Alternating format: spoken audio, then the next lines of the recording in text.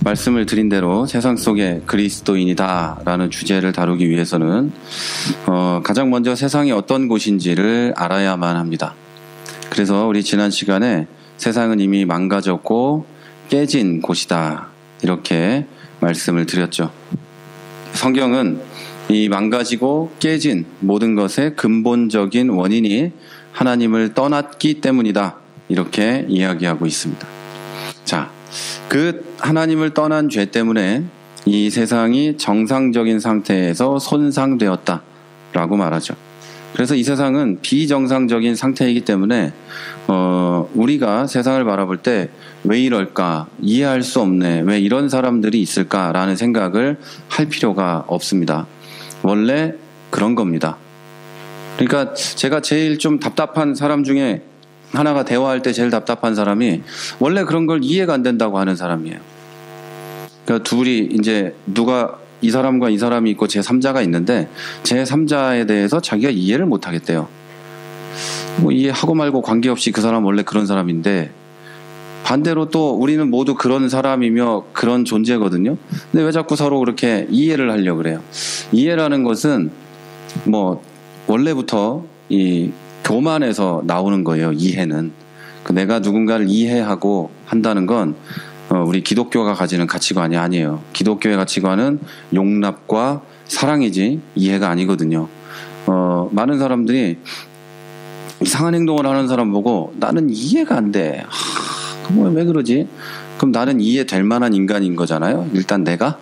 네, 그렇기 때문에 나는 누군가에게 이해될 만하고 납득될 만하고 내가 하는 행동은 다 이유가 있는 리즈너블한 그런 존재고 어떤 사람이 어떤 행동을 하는 건 저 인간 왜 저러지 싶은 그런 거가 되는 거죠. 이게 굉장히 나는 이해하기 위해서 애쓴다는 어떤 뭐라 그럴까요? 착한 사람 이런 것처럼 보이지만 이해하기 위해서 애쓰는 게 아니고 이해 안 되는 걸 나타내기 위해서 그런 걸 하는 겁니다. 일반적으로 사람이 그래요.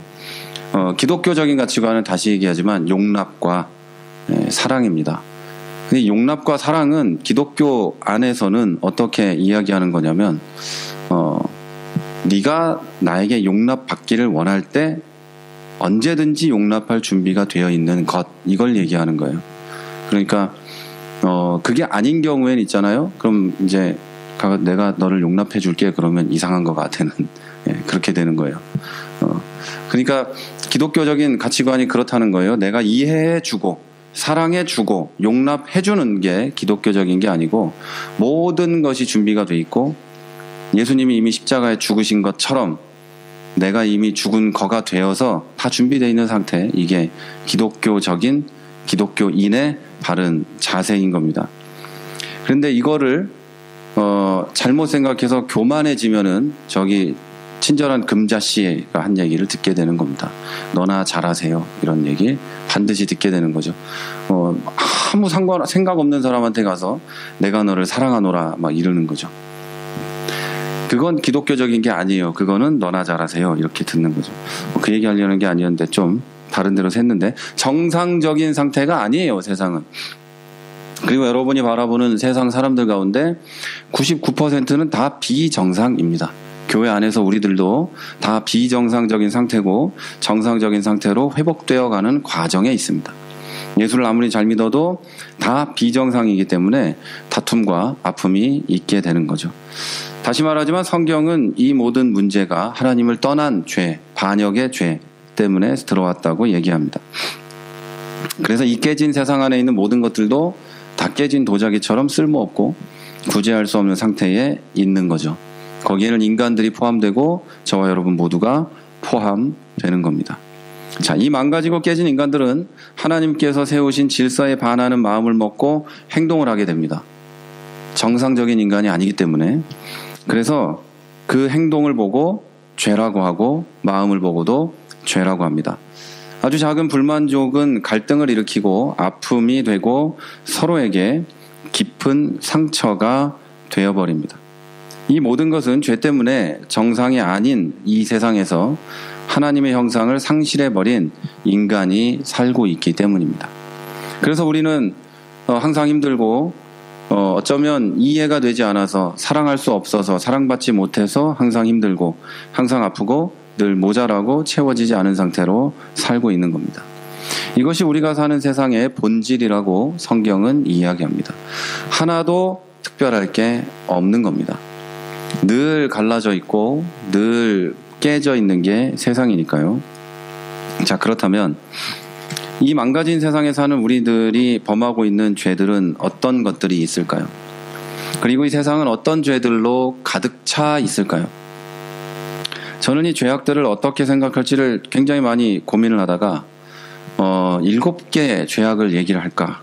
그 7가지 죄악은 deadly seven sin이라고 하는 죽음에 이르는 7가지 죄악 또는 capital sin이라고 하는 죄의 머리, 대죄 이렇게 부르는 또 root sins 이렇게 부르는 하여튼 그런 죄예요. 이거는 6세기의 수도사들로부터 쭉 내려오던, 그래서 교황도 그리고 기독교 전통도 이 죄들을 이야기했고 또 우리가 잘 알고 있는 여러 교부들도 이 죄에 대해서 가르쳐 왔습니다. 그래서 이 7가지 죄는 다 얘기하기가 너무 방대한 양이라서 얘기하기가 힘든데, 여러분이 신학적으로 어떤 대단한 죄들이 나올 거라고 생각하지만 그렇지 않고요. 첫째는 교만, 둘째는 분노, 그 다음은 나태, 그리고 질투, 탐욕, 탐색, 탐식 이런 걸 말합니다. 다시 한번 불러드릴게요. 교만, 분노, 나태, 질투, 탐욕, 탐색, 탐식을 말하는 겁니다. 여기서 이 내용들은, 교만은 제가 오늘 이제 말씀을 드릴 건데, 분노는 그냥 툭 하면 화내고 이런 것도 뜻하지만 예수를 믿는 어떤 사람, 이게 제가 수도사들이 만들어낸 7개라고 했죠. 이 수도사들이 수도 생활을 하는 데 있어서 방해하는 그 7개를 뜻하는 거예요. 자, 분노는 그 안에서 하나님과 함께 동행하며 하나님만을 사랑하며 살아가기에 방해되는 모든 화, 이런 것들을 분노라고 하는 거고요. 나태함은 수도원 안에서 또는 그리스도 공동체 안에서 서로 사랑하고 섬기는 것에 게을리하는 나태함을 뜻하는 겁니다. 그래서 어디 밖에 나가서 일해야 되는데 집에 누워있고 이런 뜻이 아니에요. 질투도 역시 마찬가지로 기독교 공동체 안에서 서로 질투하고 미워하는 것, 이걸 뜻하고요. 탐욕도 마찬가지예요. 수도사들이 가져야 될 옷과 신발과 잠자는 것 외에 더 많은 걸 갖고 싶은 것, 이걸 탐욕이라 그러죠. 예를 들면 내가 가지고 싶은 것만큼 이미 가졌는데도 엑스트라로 전시해 놓고 싶은 거 있죠. 이렇게 쭉 옷장을 열면 가방이 이름별로 꽂혀 있고 싶은 욕망, 그리고 내가 필요한 거가 아닌데 이미 필요한 건 있는데 또 뭔가 가지고 싶은 욕망들, 이걸 보고 탐욕이라고 합니다. 그리고 탐색은 하나님이 세워놓은 질서에 반하는 색욕, 이런 거를 말하는 거죠. 수도원에는 남자들만 있었어요. 그런 것들을 말하는 거예요. 그리고 탐식은 먹어서 생존하는 거 이외에 더 많은 것을 먹는 것, 그래서 그 먹는 것을 위해서 열심히 사는 것, 이런 것을 보고 탐식이라고 말합니다. 그러니까 죽을 때까지 먹는 이런 걸 뜻하는 게 아니고 먹는 것 자체의 기쁨과 행복을 누리며 배 터질 때까지 먹는 거, 이런 걸 말하는 겁니다. 2명이 웃는데? 하여튼 그런 걸 뜻하는 거예요. 그래서 우리 이런 것들이 이 초기 기독교 공동체에는 굉장히 크게 문제가 됐었어요. 중세 6세기부터 15세기에 이르는 그 암흑 시기에 유럽은 가난했어요. 맨날 전쟁이나 했고 영주들만 부자였고, 그랬기 때문에 이 탐식에 걸리는 사람들이 많이 있었어요. 가난한 사람들보다 훨씬 더 많이 먹기 위해서 가난한 사람들을 착취해야만 했고, 또 이 내용들이 사람들 모두와 수도원에서 나가서 교회와 일반 사회까지 전파됐던 이유는, 그리고 단테 신곡에는 이 죄들에 따라서 지옥이 달라져요. 그래서 그런 신곡은 안 읽어봤을 거 아니에요, 다. 첨든 단테가 신곡이란 책을 썼어요. 하여튼 그 내용이 있어요. 그리고 혹시 그럼 생각하는 사람 이런 건 아시잖아요. 네. 거기에 나오는 어쨌든 다 아실 거예요. 근데 이거에 따라서 지옥도 달라지고 연옥의 모양도 달라지는 게 바로 이 죄들입니다. 그래서 그 당시 한 1000년 가까이를 유럽 사회를 지배했던 내용들이라서 이걸 가지고 영화도 책도 뭐 여러 가지가 만들어져 왔습니다. 그런데 이 모든 그 죄들의 그 죄의 엄마격 되는 죄가 있습니다. 죄의 어머니, 모든 죄의 왕, 모든 죄의 대빵, 그게 있는데 그게 바로 교만입니다. 인간이 범할 수 있는 모든 죄의 그리고 모든 죄, 모든 우상이 여기에 다 들어있습니다. 이 교만에. 그래서 저는 오늘 이 나머지 6가지는 빼고라도 이 7가지를 다 못하더라도 교만에 대해서 여러분과 함께 말씀을 나누려고 합니다. 오늘 한국 시간 오늘이겠죠? 대통령 어젠가요? 오늘인가? 대통령 취임식을 했죠. 그런데 5명의 후보 중에 1명은 됐고 나머지는 떨어졌죠. 나머지 4 중에 1명만 취임식에 왔어요. 유승민만 왔죠. 이런 게 그들이 왜 안 왔는지 모르지만 그런 걸 보고 교만이라고 하는 거예요. 네가 대통령이 됐지? 그럼 나는 뭐 이런 것도 교만이고 그런 것 때문에 죄들이 생기게 되고 시기와 질투가 생기게 되고 뭐 이런 겁니다. 내가 교만하지 않으면 그 사람이 대통령 된 게 얼마나 축하할 일입니까? 선의의 경쟁을 해서 그 사람이 이기고 나는 졌으니까 난 축하해주고 할 수 있는 건데 교만한 사람은 시기 질투가 일어나서 견디지 못하게 되는 거죠. 그 얼굴만 보면 분노가 치밀어 오르고 저 인간이 대통령감이 아닌데 어쩌다 저렇게 됐을까를 매일 생각하게 되죠. 그리고 이제 부정선거 태클을 걸고 뭐 좀 이따 그렇게 하겠죠. 그리고 이제 딴 얘기일 수도 있겠지만 저건 종북 좌파다 이러면서 또 싸우기 시작을 하겠죠. 뭐 하여튼 그런 겁니다. 이게 다 교만에서 나오는 거예요. 이 세상의 거의 모든 문제는 교만에서 일어납니다. 아주 쉬운 예를 하나 들면 이런 거죠. 사람들은 누구나 인정받고 싶어 합니다. 누가 나에 대해서 칭찬해주고 인정받고 하는 걸 좋아하죠. 주목받는 것도 좋아합니다. 주목받는 거 싫어한다는 사람 치고 정말 싫어하는 사람도 몇 명 보지 못했습니다. 주목을 받지 못하면 사람은 섭섭하고 기분 나빠집니다. 자기보다 못하다고 생각되는 사람이 주목을 받으면 더 기분 나쁩니다. 그리고 더 마음이 상하고 이렇게 주목받지 못해서 마음 상하고 기분 나빠하는 걸 당연하게 생각하게 됩니다. 하지만 사람이 주위의 주목과 인정에 집착하게 되는 것은 자기를 높이는 것, 곧 교만과 관련된 문제입니다. 교만은 기독교 전통에서 인간 불행의 원인으로 간주되어 왔는데요. 성경은 첫 2번째 인간의 범죄, 아담과 하와의 범죄죠. 그 다음에 바벨탑에서 언어의 혼잡, 그리고 인류가 분리된 것, 이 모든 것들이 자기 이름을 내고자 한 인간의 교만 때문이라고 이야기합니다.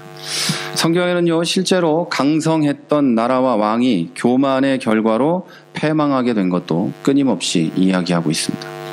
다시 말해서 성경은요, 사건과 그에 대한 서술, 그리고 시, 비유 등을 통해서 교만이 패망의 선봉임을 알려주고 있어요. 그런데 인간은요, 교만과 그 죄를 통한 악과 그 또 죄를 되풀이하고 있는 게 현실입니다. 얼마나 교만한지, 자기가 교만한지도 모릅니다. 이게 우리들이에요. 그러면 여러분, 우리는 왜 교만할까요? 왜 그럴까요? 원래 못돼 먹어서 그럴 수도 있지만 왜 그럴까요? 우리는 나 자신에 대해서 왜 교만한지 알기 위해서 나 자신에 대해서 정확하게 알 필요가 있어요. 이 교만의 원인은요, 인간이 뛰어남을 가지고 있을 뿐만 아니라 부족하기 때문에 일어납니다. 그게 교만의 원인이에요. 인간은 하나님의 형상대로 창조받았어요. 그래서 모든 만물 위에 뛰어난 것이 바로 인간입니다. 그리고 하나님과 관계를 가질 수 있고 하나님과 이야기할 수 있고 소통할 수 있는 유일한 영적인 존재고요. 인간은 육체적인 연약함을 이성과 지식과 영적인 능력으로 해결하면서 살 수 있어요. 다시 말해서 온 세상에서 유일하게 초월적인 존재가 바로 인간이에요. 우리가 대단히 부족한 원숭이 자식처럼 생각하지만 아니잖아요. 우리는 하나님의 형상대로 만들어 놓은 온 우주에서 가장 위대한 생명체이며 하나님 형상대로 만들어진 위대한 하나님의 피조물이란 말이에요. 이게 인간이거든요. 그래서 우리 인간은 지금까지 문명을 발전시켜 왔고 또 서로가 서로에게 어떤 기쁨도 되어오고 했었던 거예요. 그런데 문제는 동시에 피조물이라는 게 우리의 문제예요. 우리가 초월성을 가지고 있는데 동시에 유한하다는 걸 알아버린 거예요. 초월성을 가지고 있기 때문에 스스로 내가 모자라다는 걸 알아버린 거예요. 여러분 음악을 공부하거나 예술이나 운동을 공부하다 보면 연습하고 하다 보면 초월해야 되는 넘어서야 되는 선이 있습니다. 그래서 계속해서 이 선을 넘어가다가 한 선에 부딪히면 또 넘고 하게 돼 있거든요. 근데 이 선을 넘어야 되는데 못 넘게 되잖아요, 결국에. 그러면 그 사람은 이걸 느낍니다. 나는 지금까지 해왔던 것에서 기쁨과 어떤 나의 우월함을 느껴왔다면 못 넘는 것 때문에 절망하게 되고 그걸 넘어선 사람을 대다수는 질투하거나 또는 미움이 생기게 됩니다. 또는 그렇게 되고 싶어 하거나 또는 그걸 넘어선 어느 누군가에게 그 기술을 배워서 넘고 싶어 하게 됩니다. 이게 보통의 인간인데요. 우리는 이렇게 유한함을 가진 피조물이기 때문에 뭔가를 계속해서 합니다. 이 유한함을 극복하기 위해서 내 스스로 할 수 없는 어떤 문제를 해결하기 위해서 뭔가를 하고 내 지식으로 해결할 수 없는 어떤 것을 해결하기 위해서 또 뭔가를 하는 게 바로 인간이에요. 요즘엔 네이버, 그죠? 구글에 많이 물어보고 옛날엔 백과사전을 찾기도 하고 성경적인 건 목사님한테 물어보기도 하고 성경을 읽기도 하고 뭔가 도움을 받으며 또는 내 스스로 극복해내고 있다는 거죠. 그런데 우리가 이런 유한성을 극복하기 위해서 뭔가를 하는 것 중에 옳은 방향은 하나님을 완전히 의지함으로 하나님의 보호를 받으며 사는 것. 이게 우리의 유한성을 극복하는 옳은 방향이고 틀린 그른 방향은 자신이 지닌 이성이나 능력이나 지식이나 힘을 사용해서 하나님 없는 삶을 이루려고 하는 것입니다. 우리가 유한성을 느끼고 부족함을 느끼는 원인이 하나님이라는 거예요. 우리는 모든 것 위에 뛰어나기 때문에 유한함이나 부족함을 느낄 필요가 없는 존재들인데 그것에 부딪히는 게 바로 하나님이에요.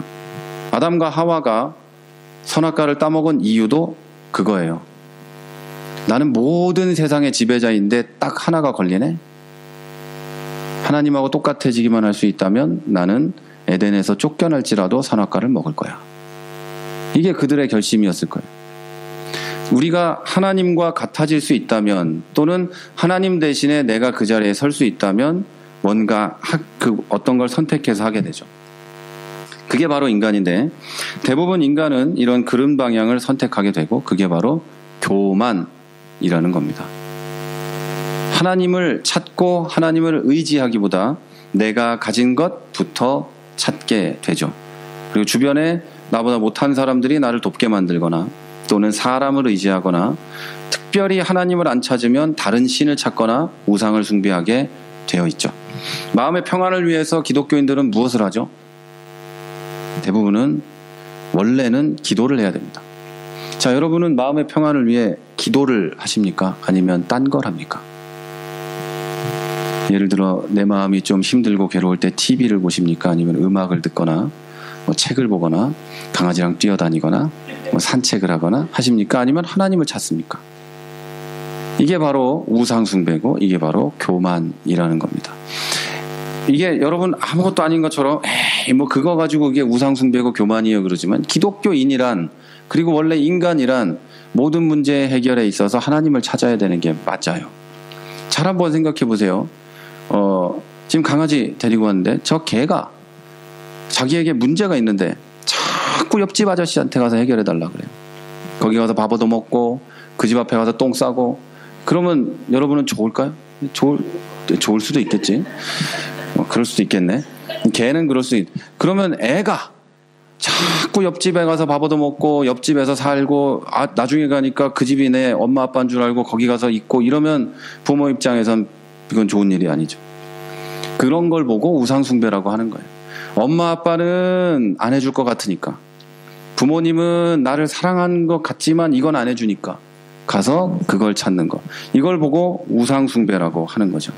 그리고 거기 내면에는 교만이 들어있어요. 내 만족을 위해 옆집 아저씨 아줌마를 찾아가는 거, 내 만족을 위해. 부모님은 안 해줄 거니까. 대부분 그런 거는 이상한 걸 요구할 때 옆집에 가죠. 옆집 아줌마 아저씨가 사탕을 먹이는지 부모는 모를 수도 있어요. 어디 가서 뭘 먹고 오는지 모를 수도 있단 말이에요. 근데 옆집 아줌마 아저씨는 귀여우니까 주죠. 이런 걸 보고 우상숭배라고 하는 거예요. 이게 그리고 모든 죄의 근원이 됩니다. 교만은 자신의 위치, 곧 하나님의 피조물로서 유한함을 인정하지 않고 더 높은 자리에 서려는 의지를 말하고, 이 의지가 범죄의 원인인 교만이 되는 겁니다. 그리고 결국 이 교만은요, 하나님을 무시하고 대적하게 만드는데, 성 어거스틴은 자기를 사랑하고 자기 영광을 추구하는 것은 결국 하나님을 미워하고 경멸하게 만든다, 이렇게 말했어요. 왜냐하면 모든 인간의 그 나의 욕망과 나의 영광을 추구하는 그 마음은 하나님의 영광과 항상 대척점에 있어요. 그거는 동시에 추구될 수가 없어요. 내가 돈을 추구하고 욕망을 추구하고 뭘 추구하고 하는 모든 것은 하나님의 영광과 함께 내 안에 공존할 수가 없다는 얘기죠. 그거는 대척점에 있어서 하나가 없으면 하나가 있고 하나가 있으면 하나가 없는 거예요. 바로 이것 때문에 성경은 하나님은 교만한 자를 물리치신다라고 이야기하는 거예요. 이제 이 교만을 경계하고 이기기 위해서 교만의 몇 가지 특징을 한번 알아보도록 하겠습니다. 자, 여러분, 교만은 자기 자신을 부풀려서 생각하고 왜곡시킵니다. 예를 들어서 자기가 조금만 깨끗하고 선한 일을 한다고 해도 스스로 매우 도덕적이고 스스로 매우 의로운 사람이라고 생각하게 되는 거죠. 예수님은 자기를 기만하는 대표적인 예로 바리새인들을 들었어요. 그게 누가복음 18장 9절에서 14절에 있습니다. 누가복음 18장 9절에서 14절을 한번 찾아 놓으시고 우리가 보면서 얘기를 들으시면 좋겠어요.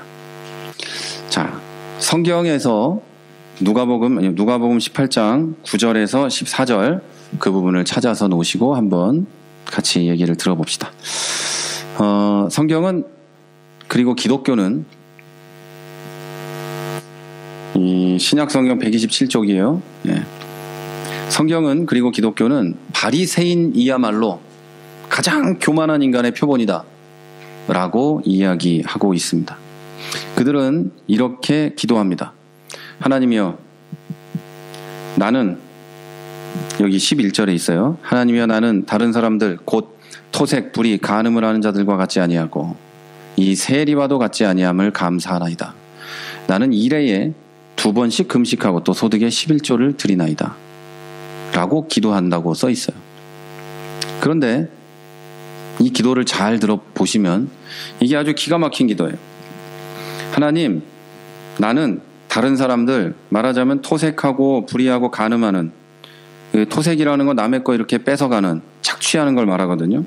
그런 거 하는 자들과 다르고, 옆에 그 세관원이 있어요. 옆에, 자기 옆에 세리가 있는데 그 세리를 가리키면서 이놈처럼 안 사는 거에 안 살아서 감사합니다, 이렇게 얘기해요. 야, 뭐 이런 인간이 다 있어요. 그러니까 예를 들어서 교회에서 기도를 시켰더니 큰 소리로 기도하는 거거든요. 기도를 하는데, 하나님, 이 앞에 앉아있는 이런 못된 것들과 다르게 나를 살게 하심을 감사드립니다, 이렇게 기도하는 거예요. 여러분 혹시 그런 기도 안 해봤어요? 하나님, 세상의 모든 성도와 목사들과 그런 것보다 내가 조금 낫게 하심을 감사드립니다. 그런 기도 안 해봤죠? 앞으로도 영원히 안 하게 되시길 바랍니다.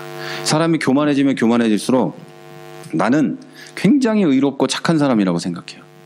그리고 조금만 잘못하는 게 있으면 그 사람은 세상에 죽일 인간으로 생각하게 되죠. 이게 교만한 사람의 특징입니다.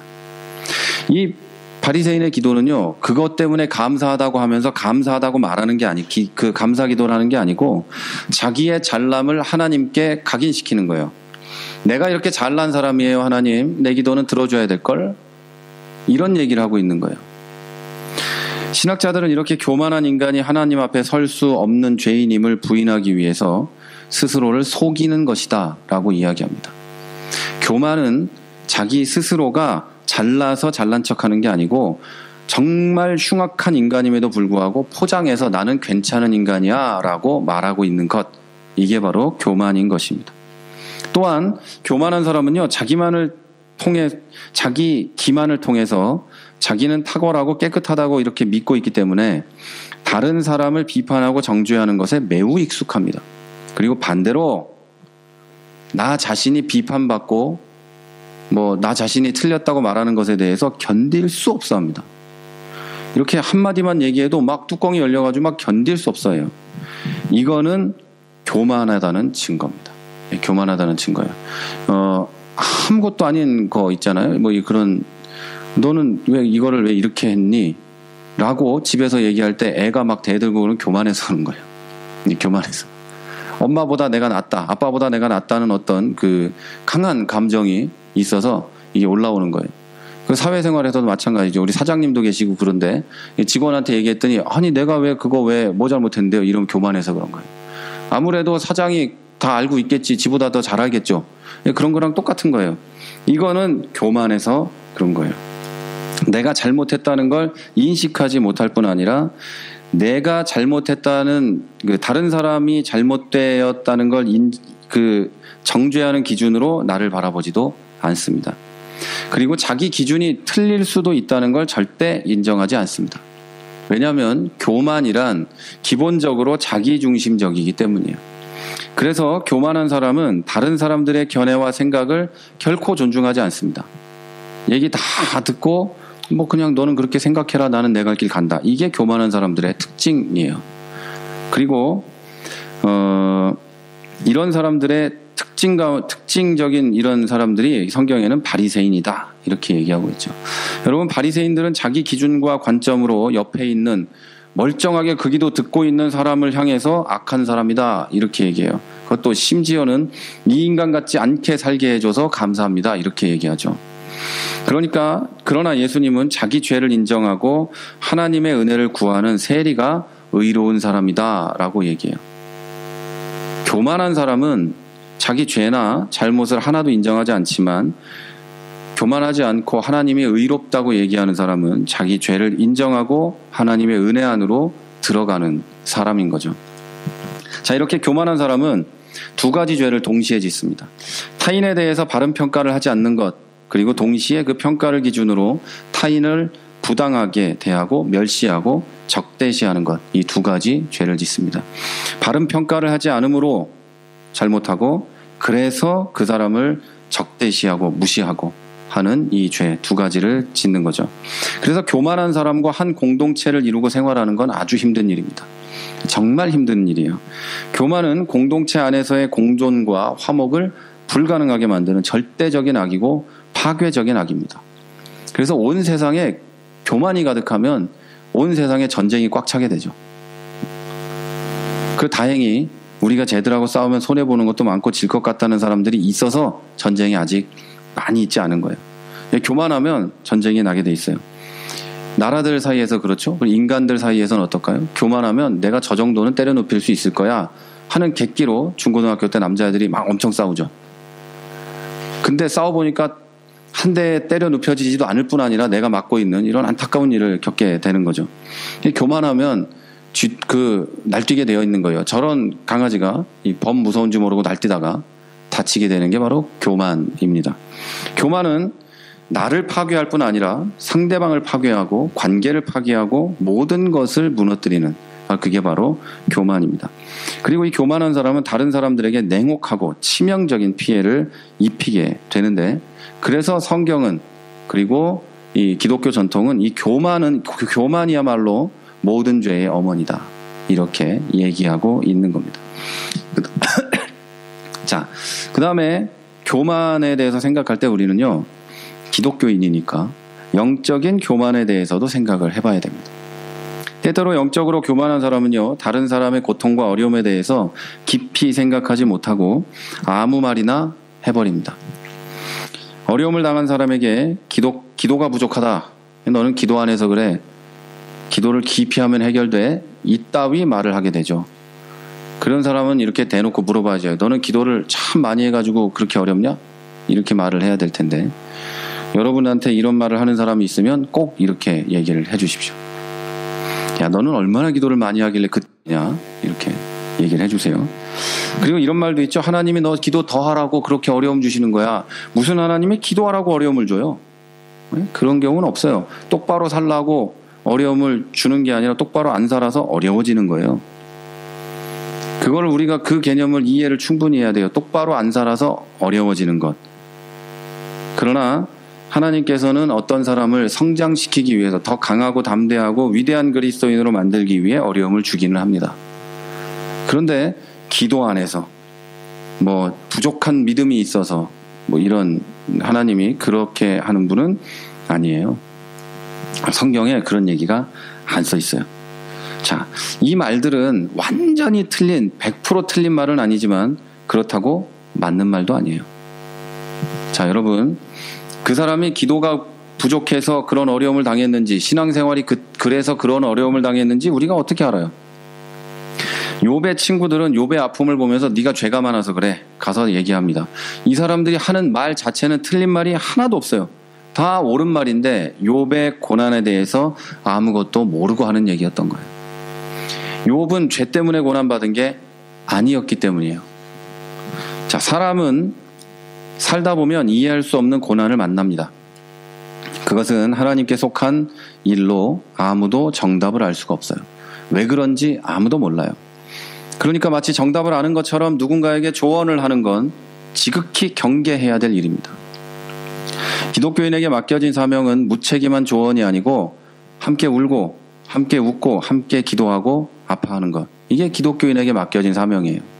신방이라고 가가지고 내가 생각하기엔 이 기도를 안 해서 1년에 너 계산해보니까 주일날 한 10번 빠지던데 10번 다 채우면 문제가 해결될 것 같은데, 그러면 또 얼마나 좋겠어요. 1년에 52번만 교회를 다니면 아무 문제가 없는 거 아니에요? 그럼 그러겠지. 수요일날 성경 배우러 와야 모든 문제가 해결되고, 토요일날 기도하러 와야 모든 문제가 해결되고, 목장교회 모임에 다 나가야 모든 문제가 해결되고, 그것 다 해도 해결이 안 되던 목사 전도사는 뭐예요 그러면? 뭘 안 해서 그러면 문제가 있는 거예요? 뭐 안 해서? 여러분, 앞으로도 영원히 그런 소리에 속지도 마시고 어떤 사람들에게 교만해서 그런 말도 하지 마시기를 바랍니다. 누가 어려우면 어려운 사람을 위해 기도하십시오. 이제 또 기도할 때 그런 기도할 때도 있어요. 주여, 우리 김 집사가 믿음이 없어서 이러오니 믿음을 더하여 주지, 이렇게도 하지 마시고 가서 기도하랬더니 설교하는 사람이 있어요. 기도를 설교를 해. 교만하게 짝이 없어가지고 그러는 거니까, 혹시 여러분을 위해 누가 기도할 때 그런 기도를 하면 얘가 교만하구나 라고 생각하고 여러분이 그들을 위해 기도해 주시기 바랍니다. 자, 성경은 하나님께서 겸손하고 마음이 가난한 사람에게 하나님 나라의 비밀을 알려주신다고 얘기합니다. 교만한 사람은 이 비밀에서 소외된다고 얘기합니다. 그리고 건강한 사람에게 의사가 필요 없는 것처럼 가난하고 악하고 모자란 것을 인정하고 하나님 앞에 나오는 사람에게 예수님이 필요합니다. 이건 성경의 진리예요. 그리고 무엇보다 여러분, 영적으로 겸손한 분들이 되시기를 바랍니다. 자, 그러면 이렇게 나 자신과 이웃, 하나님과의 관계에 엄청난 피해를 입히는 죄, 이 교만에서 벗어나기 위해서 우리는 어떻게 해야 될까요? 다시 말해서 교만의 반대인 겸손한 사람이 되려면 무엇을 해야 될까요? 겸손이 뭔지 먼저 알아야 되겠죠? 교만은 의도적으로 내가 위치한 그 수준보다 더 높아지려고 하는 것, 더 높은 위치에 인정을 받으려고 하는 것이 교만입니다. 그럼 겸손은 뭐예요? 내가 위치한 것보다 더 아래로 내려가는 것이 바로 겸손입니다. 의도적으로. 누구한테 두드려 맞아서 무릎 꿇는 거는 겸손이 아니고요. 내가 알아서 내려가는 것, 그게 겸손입니다. 예수님께서는 팔복에서 말씀하신 예수님께서 팔복에서 얘기한 마음이 가난한 자 이렇게 되는 겁니다. 인간의 마음이 가난하게 되고 겸손하게 되기 위해서는 자기 자신이 어떤 존재인지 정확하게 파악하고 인정하는 게 가장 중요합니다. 교만은 아까 뭐라 그랬죠? 내가 누군지 모르고 포장하고 덮어놓고 위대하게 여기는 거, 잘난 거 생각하는 거, 내가 조금만 선해도 아주 선한 사람으로 생각하는 거, 이거라 그랬죠. 그러면 겸손해지기 위해서는 그것보다 못하게 생각할 것도 없어요. 내가 누군지만 알면 무조건 겸손해집니다. 사도 바울이 예수님을 만나고 비추임을 받은 이후에 즉시 지가 누군지 깨닫고 모든 것을 배설물로 여긴 거랑 똑같은 거예요. 하나님의 그 빛 앞에 나 자신을 비추는 순간 우리는 겸손해집니다. 다른 거 할 필요가 없어요. 자, 감추고 위장하고 부풀린 나의 모습이 아니라 나의 현실, 곧 부패하고 더럽고 사납고 사랑이 없고 시기와 분쟁을 좋아하는 악독이 가득한 자기를 직시하고 직면하며 인정하면 사람들은 절망하고 내세울 게 없어집니다. 그런데 심각한 문제는 사람이 이걸 못한다는 거예요. 사람은 스스로 나 자신의 얼굴을 볼 수가 없어요. 절대 못 봅니다. 종교개혁자 그리고 장로교회의 창시자 뭐 이렇게 부르면 좀 이상하지만 깔뱅이죠. 칼빈은 이 이유에 대해서 두 가지를 얘기합니다. 첫째, 인간은 본성이 교만해서 자기를 의롭다고 생각하는 경향이 있다. 둘째, 판단 기준이 되는 세상의 도덕 자체가 크게 오염되어 있다. 자, 이 두 개 때문에 인간이 절대 자기 스스로를 바라볼 수 없다는 거예요. 원래 교만해서 자기를 의롭다고 생각하는 경향이 있어서 안 될 뿐 아니라 그 의로움의 판단의 기준이 되는 세상의 도덕이 너무 오염돼 있어서 내가 그 도덕보다 조금만 의로우면 굉장히 의로운 사람으로 생각하게 되어 있다. 이런 뜻입니다.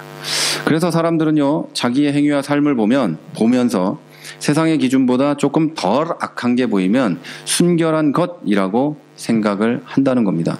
내가 버는 것으로 조금 기부를 하고 있어요. 그러면 이것을 가지고 내가 훌륭한 사람, 선한 사람으로 여기기 시작한다는 거예요. 안 하는 사람보단 낫지 않냐, 이런 거죠.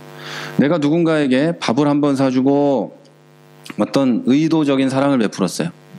그래서 내가 사람들과 하나님 앞에 대단한 일을 한 것처럼 보여요. 왜? 안 하는 사람들도 있으니까. 그들에게 비추어서 나는 위대한 그리스도인, 의로운 사람, 선한 사마리아인 뭐 이런 게 되는 거죠. 근데 성경에 나오는 선한 사마리아인은 자기 스스로 사마리아인이었기 때문에 절대 자기가 잘났다는 생각을 안 했어요. 나는 부족한 쓰레기고 유대인들이 쓰레기로 보고 뭐 그런 존재였어요. 그러니까 그렇게 사람을 도왔음에도 불구하고 교만할 일이 없었어요. 잘난 척할 일이 없었어요.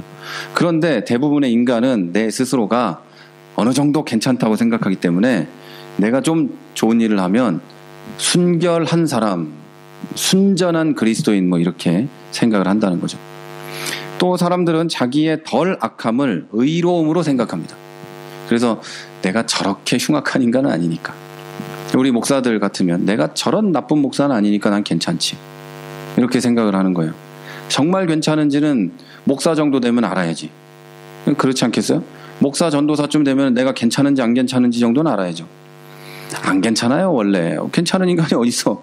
괜찮을 수가 없는데요. 인간은 하나님께서 나를 인정해 주심으로 이걸 할 수 있는 거지 내가 괜찮아서 하는 게 아니거든요.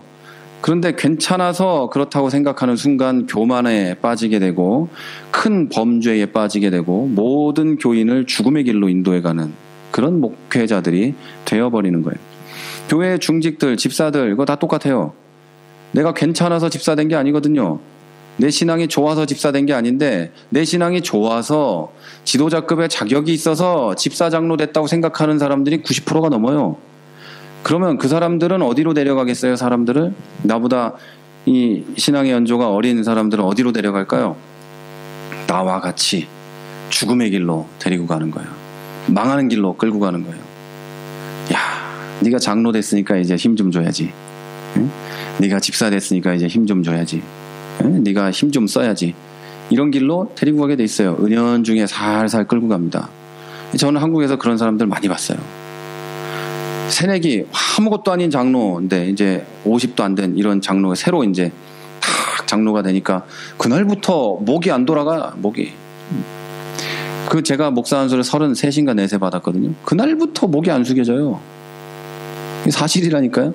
전도사님도 목사 안수 받으면 그날부터 이게 안 내려가. 이게 전도사 때는 90도인데 목사 되면 이게 안 내려가요. 그리고 목사 생활이 길어질수록 이게 내려가요. 그게 겸손해지는 거예요. 왜냐하면 목사쯤 되면 아니까 자기를. 근데 이게 원래 그런 거예요.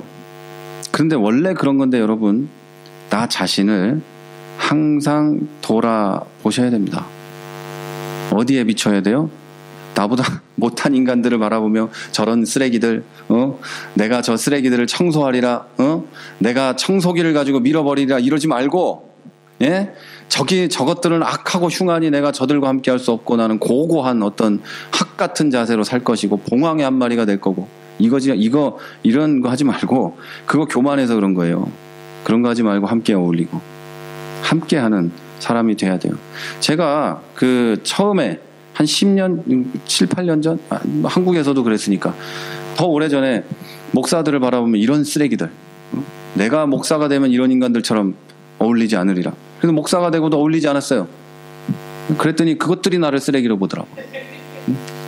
그래서 목사들 세계에 들어갔더니 역시나 그래요. 근데 시간이 지나니까 그럴 수밖에 없는 우리는 인간이고 점점 사람이 되어가고 정상으로 회복되어져 가는 존재들인 걸 알게 되어가는 거죠. 우리는 원래 그런 거니까. 근데 우리는 원래 안 그런 것처럼, 나는 괜찮은 것처럼 생각하고 있죠. 이게 바로 그 교만인 겁니다. 자, 여러분, 그리고 이걸 보고 부패한 인간이 하는 자기 기만인 겁니다. 이거 심리학적으로도 자기 기만이라는 게 있어요. 절대 그렇지 않은 인간인데 자기가 그렇다고 믿고 있는 거예요. 자기 스스로도 그런 줄 아는 거예요. 거짓말하는 게 아니고. 그래서 가면 쓴 자기를 진짜로 생각하고 있는. 그래서 이걸 못 벗는 경우가 많이 있죠. 이게 자기 기만이에요. 그런데 칼빈은 이런 부패함, 자기 기만 때문에 사람들은 거룩하고 의로운 하나님을 대면하기 전에는, 그래서 가면이 벗겨지고 내 전 존재가 드러나기 전에는 결코 자기의 실상을 볼 수 없다, 이렇게 말해요. 이 말은 곧 사람이 하나님에 대해 알지 못하면 자기 자신에 대한 바른 지식도 현실 인정도 할 수 없다는 뜻입니다. 조금 더 설명하면요, 사람은 하나님이 어떤 분인가를 생각하고 하나님의 지혜와 권능이 얼마나 완전한가를 생각하고 그것이야말로 우리가 표준으로 생각해야 하는 것임을 믿게 되면, 그것을 알기 전에는 거짓으로 정의롭다고 믿었던 것들이 바로 추하고 더러운 것이 됩니다. 나는 정의로워, 이게 정의야, 자기 이익을 추구하면서 하는 것인 주제에 이게 정의야, 이러고 있죠. 여러분 아시겠지만 정당의 최고 정의는 그 정당이 정권을 잡는 겁니다. 마치 그런데 국민을 위한 것처럼 다 쇼를 하고 있는 거죠. 이 정당은 원래 그런 거예요. 그게 그 사람들의 정체성이에요. 그래서 마치 국민을 위한 것처럼 뭔가 했지만 이제부터는 싸울 겁니다. 이제부터는 반드시 싸우게 될 거고, 이 대통령이 바뀌었지만 야권에서 이 좌파 인사들이 이 대통령을 막 죽일 듯이 공격하는 앞으로 몇 달이 될 거가 틀림없습니다. 노무현 대통령도 그래서 완전히 나가 떨어진 거니까. 그게 우리들이에요. 그게 우리들. 뭔 얘기하다 이렇게 했지? 잠깐만요. 분명히 관계가 있었는데. 예. 그게 정의롭다고 말하고 있지만 그것이 하나님을 거기에 비춰보면 그것은 추하고 악하고 더러운 게 되는 거예요. 내가 교만해서 내가 정의롭고 나는 의롭고 이것이 맞다고 주장하고 있던 그 모든 것들이 하나님의 빛이 비춰지는 순간 추하고 더러운 게 돼버리는 거. 자, 그리고 내가 지혜로운 것이고 똑똑한 것이고 이 정도면 훌륭한 거라고 믿었던 것들이 얼마나 무지하고 모자란 것이었는지를 하나님을 보는 순간 알게 됩니다. 그리고 열심을 다해 일하던 것들이, 그리고 결과를 내며 내가 이 정도면 괜찮은 사람이라고 생각했던 모든 것들이 얼마나 무능한 결과를 가지고 왔는지도 하나님 앞에 서면 알게 됩니다. 나는 지금까지 괜찮았고 나는 훌륭하지만 하나님 앞에 서면 우리는 아무것도 아닌 존재가 됩니다. 자, 이렇게 인간은 하나님의 거룩과 의를 만날 때에야 자신이 어떤 존재인지를 알게 됩니다. 그래서 하나님을 안 만난 사람, 만난 사람은 명확하게 구분을 할 수가 있어요. 하나님을 만난 사람은 점점 겸손해지는데 하나님을 안 만난 사람은 점점 교만해집니다. 그래서 이 교만이 꺾이는 순간이 와야 되는데 꺾이지도 않습니다. 이 하나님 만난 사람과 안 만난 사람의 어떤 구분할 수 있는 특징이에요. 참된 겸손은 여기서 시작이 됩니다. 하나님을 만나는 것부터 시작이 돼요. 내가 스스로 겸손해지기 위해서 아무리 애써도요, 여러분 겸손해지지 않아요. 그 겸손을 위해서 자기를 비우고 산에 들어가서 머리를 밀고 벽을 보면서 도 닦기를 18년을 해도 결국 내 안에는 죄와 마귀가 가득 차 있다고 고백할 수밖에 없는 게 인간이란 말이에요. 자기를 돌아보면 좋습니다. 그런데 여러분 하나님을 보면 인간은 자동으로 겸손해져요. 그래서 여러분 기독교의 겸손은 저 사람보다 내가 나은데 겸손해야지 라고 하는 게 아니에요. 대부분 교회에서 겸손을 얘기하고 청년 학생들과 모두에게 겸손하세요 라고 얘기하면 이런 식으로 생각해요. 아, 내가 낮은 사람처럼 살아야지, 내가 낮은 곳으로 내려가야지 라고 생각을 하는데 이건 세상 사람들이 말하는 겸손이에요. 내가 뛰어나지만 모자란 것처럼 살아야지, 내가 대단한 사람이지만 대단하지 않은 것처럼 살아야지 라고 하는데 이것도 자기 기만입니다. 내가 대단하면 대단한 사람인 거지, 내가 뛰어나면 뛰어난 사람인 거지. 그런데 기독교의 겸손은 인간이 하나님 앞에 섰을 때 모든 나의 잘남과 대단한 것들이 무너지는, 이게 겸손인 거예요. 그래서 하나님께 모든 것을 의지하고 하나님만 붙잡고 살 수 있게 되는 거예요. 이게 겸손인 거예요. 그래서 겸손한 사람들은 하나님의 은혜 안에 늘 살고 있습니다. 나는 모자라지만 하나님이 해주시지, 나는 부족하지만 하나님이 해결해 주시고, 이거를 늘 경험해요. 교만한 사람은 늘 경험하지 못하죠. 내가 교만하기 때문에.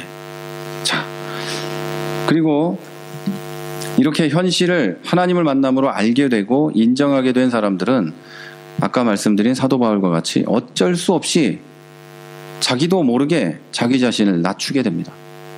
잘난 체 하던 자신의 도덕과 자랑거리들이 부끄러워지고 자신의 판단과 생각, 신학과 철학도 하나님 앞에 다 내려놓게 됩니다. 나는 이런 사람이고 나는 이런 공부를 했고 이 모든 것을 쓰레기처럼 내려놓게 됩니다. 여러분, 저는 굉장히 안타까운 얘기인데 이런 자랑을 하는 기독교인을 만난 적이 있습니다. 남자분인데 연세가 그때 한 50이 좀 넘었나? 이런데 이분이 이런 고백을 저한테 했어요. 나는 결혼 생활 30년 동안 다른 여자를 만난 적이 없어요. 나는 훌륭한 장로이고 나는 지난 사업을 해오면서 탈세를 한 적이 없어요. 이게 자랑할 일이냐고요. 이게 자랑할 일이에요? 당연한 거 아니에요. 당연한 거 아니에요. 근데 이게 자랑이 돼요. 그리고 그게 자기가 겸손하면서 이렇게 얘기해요. 나는 그런 사람입니다. 나는 그러나 겸손합니다. 그럼에도 불구하고 교회를 이렇게 섬기고 저 어린 것들을 안아주고 합니다. 이러고 있는 거죠. 저는 신앙생활하면서 그 인간처럼 교만한 인간을 본 적이 없어요. 굉장히 겸손한데 엄청 교만해요. 행동은 다 겸손해요. 제가 전도사 때도 90도로 인사하고 전도사님 오셨어요 이런데 엄청 교만해요.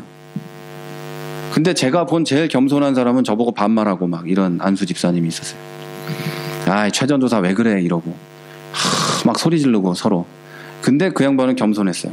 자기의 그 모든 것을 내려놓고 어린 사람들과 어울리고 함께 뛰어다닐 수 있는 자세가 돼 있는 사람이었어요. 근데 말만 그렇게 하고 90도로 인사는 하는데 자기의 어떤 이거 있잖아요. 고개가 안 돌아가고 모가지가 안 숙여지는 그런 사람이 바로 교만한 사람이었죠. 하나님 앞에서 인간의 그 어떤 것이라도 보잘것없음을 알게 되면 당연히 내려놓게 됩니다. 그리고 사람 앞에 서 있지 않은 사람들이기 때문에 그리스도인은 당연히 모든 것이 부질없기 때문에 자랑하지도 않습니다. 그런데 안타깝게 못 내려놓는 사람들도 많이 있죠. 자랑거리가 과거에 내가 뭐 했던 거. 좀 전에 말씀드린 그분 같으면 30년 결혼 생활 동안 딴 여자 안 만난 거. 그게 그런 사람의 자랑거리가 되는 거예요. 그러나 하나님을 제대로 만난 사람은 뭔가 내려놓는 게 고통스럽지 않습니다. 또 다른 사람들에 대한 판단과 비판과 권면을 삼가하게 됩니다. 저 사람도 이유가 있을 거고 나보다 나은 사람이니까 해결해 나갈 거고 이런 생각을 하게 됩니다. 이렇게 자기의 것을 무가치하게 생각하고 포기하면 내가 모자란 인간이 되는 게 아니고 그 자리에 하나님의 은혜와 지혜와 권능이 자리 잡게 됩니다. 우리가 자기를 부인하고 비우면 우리 안에 예수님이 살게 되고 우리는 점점 예수 그리스도를 닮아가게 되는 거죠. 이게 바로 기독교가 말하는 자기 부인이고 겸손입니다. 자기 부인은 기독교인의 삶의 출발이에요. 신앙생활의 출발. 자기 부인. 자기를 부인하고 각자의 십자가를 지고 예수를 따르는 거. 이게 신앙생활의 시작입니다. 제가 얘기한 게 아니고 이것은 칼빈이 얘기했습니다. 그리고 이 자기 부인은 예수님께서 먼저 하셨어요. 예수님은 근본적으로 하나님의 본체이시며 하나님과 동등하시지만 자기를 비워서 종의 모습으로 우리에게 오셨고 죽기까지 복종하심으로 우리를 구원하셨습니다. 이렇게 기독교인의 자기 부인은 자기를 인정함으로 일어나는 다툼과 아픔을 이기는 시작이 되고 기독교인의 평안과 행복한 삶의 시작이 됩니다. 자, 이제 마지막으로 이 겸손을 더 구체적으로 실행하기 위한 적극적인 방법을 좀 말씀드리겠습니다.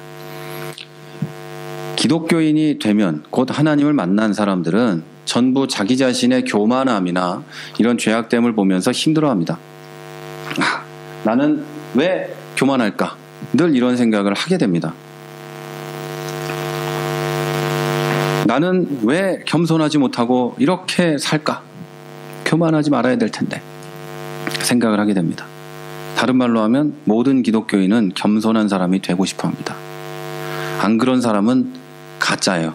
다시 말해 기독교인이 아니에요. 그 사람은. 모든 기독교인은 다 겸손해지고 싶은데 그게 안 되는 거예요. 그러나 그게 왜냐하면 이 겸손은요, 짧은 시간에 혼자서 신비로운 방법으로 만들어지는 성도의 덕목이 아니라서 그래요.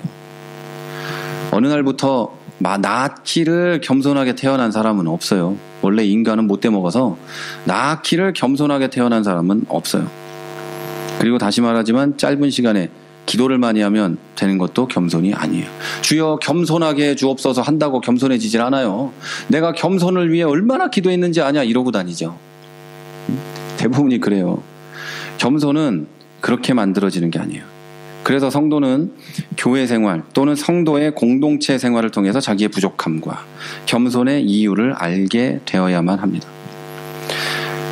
반대의 경우로 교회 생활과 공동체 생활을 하지 않는 성도는 대부분의 경우 겸손할 기회를 얻지를 못해요. 그래서 교만한 상태로 살게 됩니다. 다른 사람과 함께 생활하면서 기독교인의 당연한 덕목인 인내심을 알게 되고 관용과 사랑과 섬김 같은 것이 자기에게 얼마나 부족한지를 타인을 통해 알게 됩니다. 그리고 점차 교만함을 접어갈 수 있는 기회를 얻게 됩니다.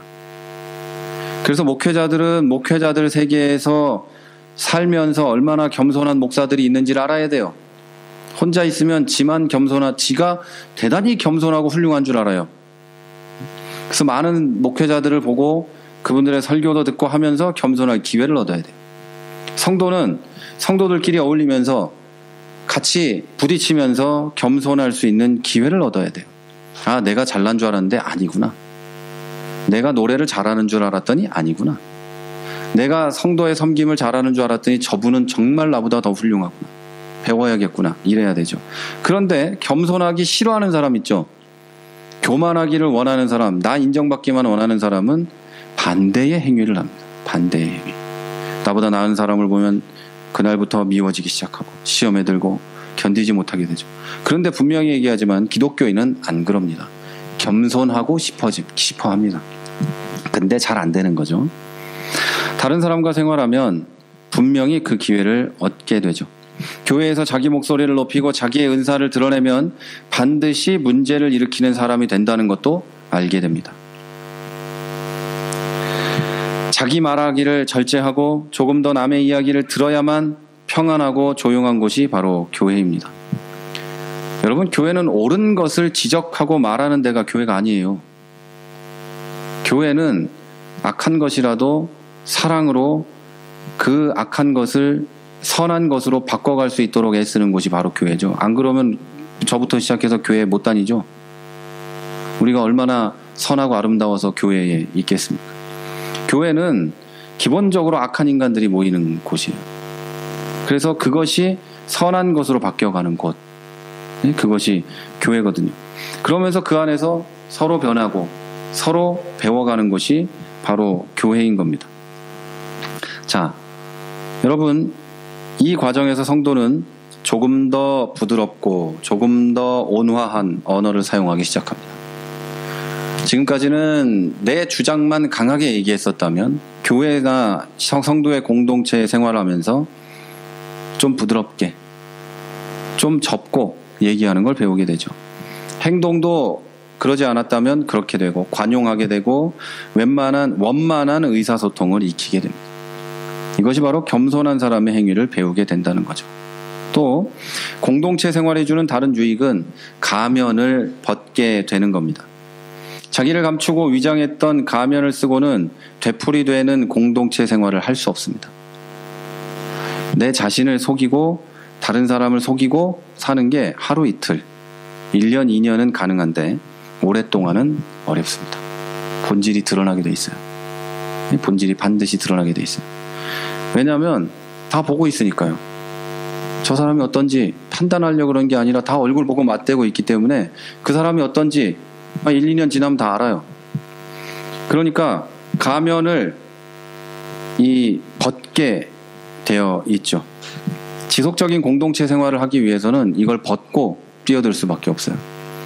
공동체라는 것은 가면 쓴 사람이 오랫동안 버틸 수 있는 곳이 원래 아니에요. 또는 안타깝게도 가면을 쓴 것이 들킬 때가 되면 공동체를 떠납니다. 있을 수가 없으니까, 내가 걸리니까 내 본질이 드러나기 때문에 거기에 있을 수가 없어요.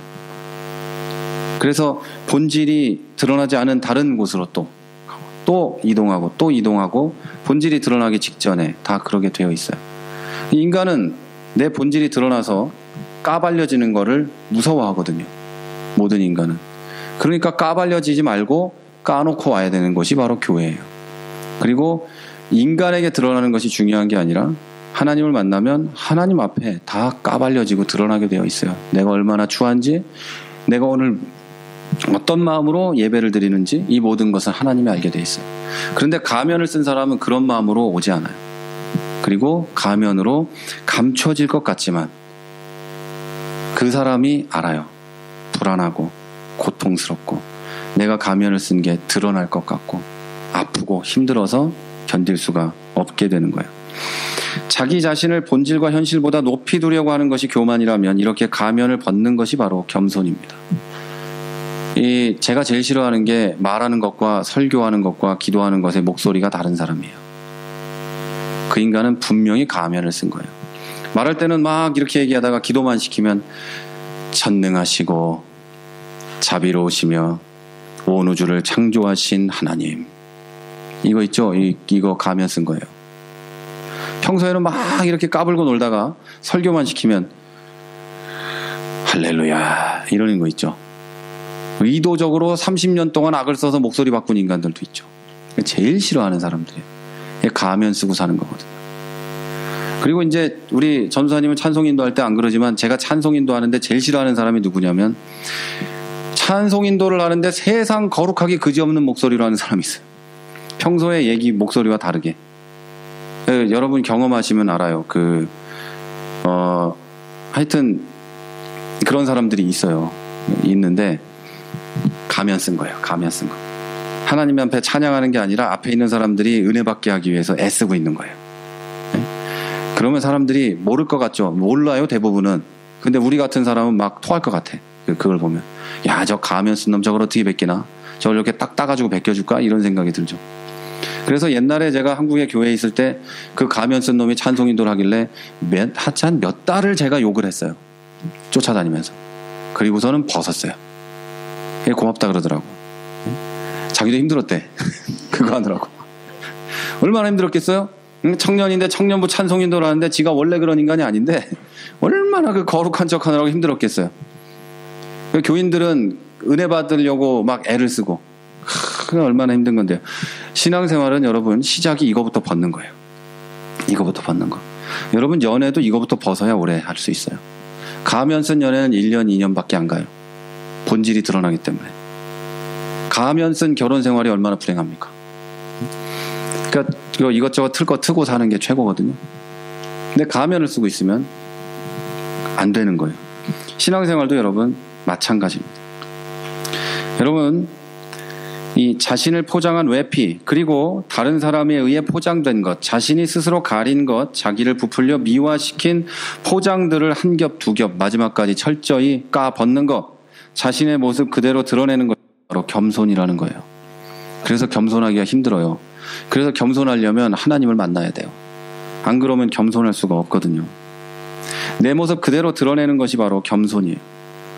목회자라면 모르는 거 모른다고 하고 잘못했으면 미안하다고 하고 이게 겸손한 거예요. 그리고 성도는 공동체 생활, 곧 교회와 목장교회가 바로 여러분의 겸손을 훈련하는 가장 좋은 훈련장이에요. 교만한 사람들의 특징은 뭐냐면 이런 데 가라 그래도 안 갑니다. 내가 뭐 그런 것들하고 내가 무슨 이러고 있다가 혼자만 교만하게 삽니다. 그러나 겸손한 사람은 내가 아무리 잘난 사람이라도 거기 가서 설거지도 하고 팔도 걷어붙이고 섬기다 보면 스스로 존경을 받게 되어 있습니다. 그게 바로 교회 안에서의 일이에요. 교회는 나를 낮추는 사람이 존경받는 곳이에요. 정상적인 교회는. 그리고 기독교 신앙은 자기 자신이 낮은 것이라는 걸 인정하면서 시작되는 겁니다. 자, 여러분 이제 마칩니다. 기독교는 교만은 패망의 선봉이고 겸손은 존귀의 앞잡이다. 이렇게 얘기합니다. 하나님은 교만한 사람은 물리치시되 겸손한 자는 은혜를 베푸신다고 합니다. 이 뜻은 뭐예요? 교만해서 하나님 앞에서 얼굴에 가면을 쓰고 살고 있는 사람은 하나님이 싫어하시고 하나님 앞에 나의 연약함을 드러내고 은혜 받고자 원하는 사람은 좋아하신다는 뜻이에요. 겸손해야 뭐 내가 낮아지려고 노력해야 은혜 준다는 뜻이 아니고 나 그대로 하나님 난 모자라니까 은혜 좀 주세요 하는 사람을 사랑하신다는 뜻이에요. 하지만 사람은 자기를 높이고 인정받는 것에 최고의 노력을 하고 있습니다. 그러면 은혜 안에 있지 못합니다. 이것이 바로 그리고 교만의 유혹을 벗어나지 못하는 이유입니다. 물론 죄로 가득하고 타락한 세상은 이렇게 사는 게 최선이라고 얘기합니다. 어떤 거요? 나를 높이고 인정받는 일에 최선을 다하는 것, 이게 옳은 일이라고 세상은 가르칩니다. 네가 최고야. 세상의 그 중심엔 네가 있어. 세상은 너만이 바꿀 수가 있어. 이렇게 다 배우죠. 웃기는 소리인 거예요. 그럴 리가 있나? 내가 바뀌면 세상이 바뀌겠요? 안 바뀌어요. 내가 바뀌면 하나님의 은혜를 내가 경험할 수 있는 거예요. 절대 세상은 그렇지 않아요. 이 썩어빠진 계몽주의와 철학이 인간을 이렇게 더 타락시킨 거예요. 타락시켰을 뿐 아니라 더 괴롭게 만들었어요. 하나님께 가면 은혜 안에서 살며 평화롭게 기쁘게 살 수 있는 내가, 나 자신이 온 모든 노력을 해야 평화롭고 기쁘게 살 수 있다고 하고 있으니 얼마나 고통스럽겠냔 말이에요.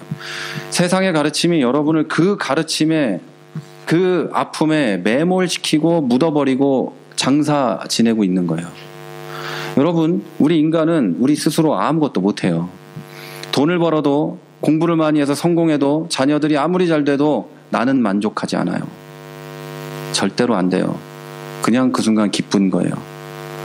그러나 하나님 안에 있고 나의 모든 부족을 인정하고 하나님과 있는 사람은 늘 기쁨이 넘치게 되는 겁니다. 여러분, 이렇게 잘못 배워온 사람들이 사람의 주목을 받고 인정받는 것이 삶의 즐거움이고 행복감을 느끼는 것도 이해는 됩니다. 그렇게 배워왔으니까. 요즘에 많은 청소년들이 이런 가르침 때문에 뭐가 제1의 꿈입니까? 연예인이죠. 연예인이 주목받는 거, 인정받는 직업이기 때문에 그것이 그들의 꿈입니다. 멀쩡한 애가 연예인이 되고 싶어해요. 재능은 없는데 얼마나 힘들겠어요. 연예인이 됐다가 유명해졌다가 그 사랑이 식으면 내 존재 자체가 사라지는 게 돼서 극단적인 선택을 하기도 해요. 이유가 뭐라고요? 그렇게 배워오고 그런 사회에 살고 있기 때문이에요. 걔들의 잘못이 아니에요. 자, 여러분 주변에 인정받고자 애쓰는 사람, 너무 그것에 집중하는 사람이 있으면 혹시 여러분이 그렇다면 그것에서 벗어나시기 바랍니다.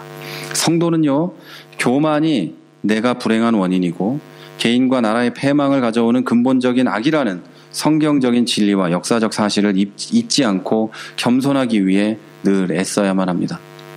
오늘은 죄악과 우상으로 물든 세상을 모두 설명해 보려고 했는데 처음에 말씀드린 대로 그 내용이 너무 방대해서 부득이하게 모든 악의 근원이 되고 모든 인간이 범할 수 있는 교만에 대해서만 말씀을 드렸고 나머지에 대해서는 언제 기회가 되면 또 이야기를 하도록 하겠습니다.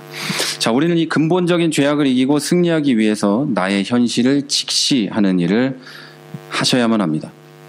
교만을 벗어나기 위한 근본적인 시작은 나를 하나님을 통해 바라보는 겁니다. 그래서 나는 의롭지 않고 도덕적이지 않다는 것을 늘 인식해야만 합니다. 인간은 하나님 앞에서 하나님의 말씀을 통해서 자기를 조명해야 나를 바로 볼 수 있다는 것도 기억하십시오. 그래서 우리는 하나님의 말씀을 꾸준하게 읽고 들음으로 자기를 조명해 봐야 합니다. 이게 제일 중요해요. 하나님의 말씀 성경을 매일 읽고 큐티를 하고 성경을 공부하고 이것만큼 내가 겸손해지는 길이 없어요. 목사 전도사는 안 그럴까요? 우리 신학교에서 배울 만큼 배웠어요. 성경도 읽은 만큼 읽었고요. 그런데 성경을 가르치고 설교를 하고 누군가에게 어떤 걸 하기 위해 또 공부하고 또 읽으며 더 겸손해지는 거예요. 더 부족함을 알게 되어 가는 거죠. 자, 여러분, 분명히 말씀드리지만 하나님 말씀을 사모하십시오. 그러면 여러분은 겸손함으로 하나님 앞에 은혜로 설 수 있습니다. 여러분 중에 하나님께서 주신 탁월한 은사와 재능이 있는 분도 있을지 몰라요. 그렇다면 더욱 조심하십시오. 그게 내 잘남이 될 수 있어요. 또 육체적으로 강하고 경제적으로나 사회적으로 여유롭고 위치가 있는 분이 계시면 조심하십시오.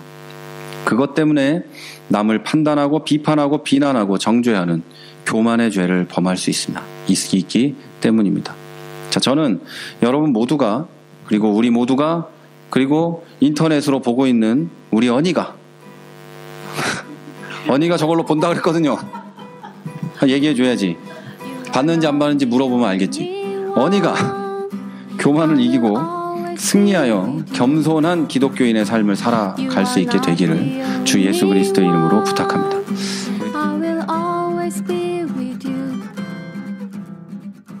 크리스천 TV